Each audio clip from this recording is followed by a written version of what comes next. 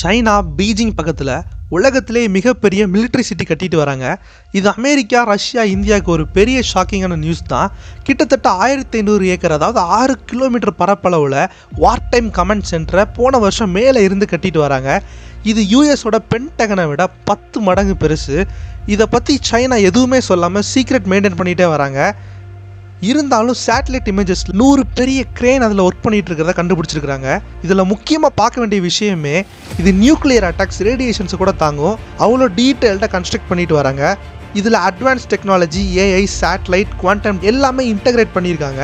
2027க்குள்ளே China army world கிளாஸாக இருக்கும்.